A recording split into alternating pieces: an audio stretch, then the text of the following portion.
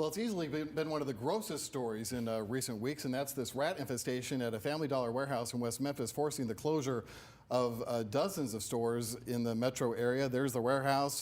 They found all kinds of rat droppings, live rats, dead rats, bird droppings, you name it. And so they decided to shut it down. And here's a map of the closure of all the stores, hundreds in 6 states, 60 of them in the Memphis area. And Otis, it's really exposed a larger problem that we can kind of, has been under the radar, I guess, for a while.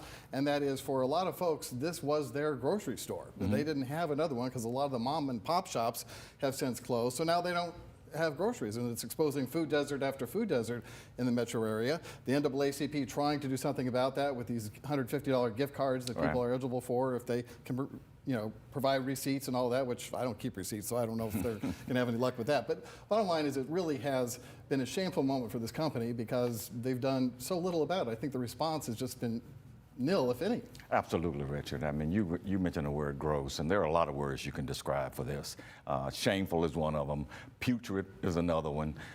Just absolute rancid is another. I mean, this is just an awful story.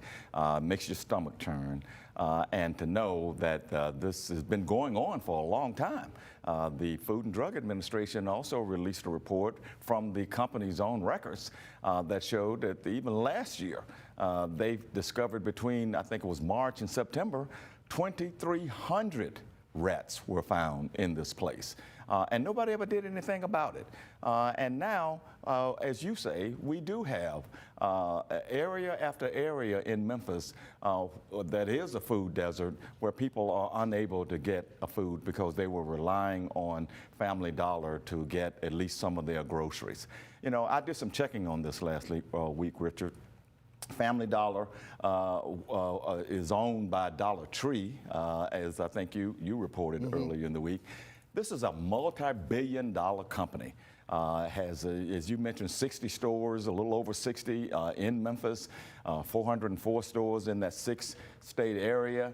In the third quarter of last year, they earned $6.4 billion in earnings and had net profits of $216 million. And they can't provide a clean, sanitary, rat-free environment to ship groceries and or ship goods. And we're talking about medication. We're talking about other products out to the stores. This is just a shameful, shameful story. And we have yet to hear from the leaders at Dollar Tree and Family Dollar about whether they are apologizing for this or doing something about it. That's what struck me about it. Sam, you and I have covered these kinds of things where corporations find themselves in an embarrassing moment, whatever it happens to be. And usually the response is, let's get in front of the camera, let's say we're addressing this, we apologize, we're going to take care of this. This company issued a very lawyered statement that basically said nothing, and that's all they've done so far, despite all the people that have been impacted. Would you agree that's not characteristic of a company this size? In most cases, yes. But I think you just said the key word there, Richard. That's lawyered, right? This is a real probably liability. Like I'm not an expert. I'm not an attorney, but you've shipped products from a warehouse that's been infested with rats. If people got sick, if people were harmed in any way, you're in real, probably significant trouble. And so I think that's something to keep in mind here in terms of what's next with this is, were people harmed?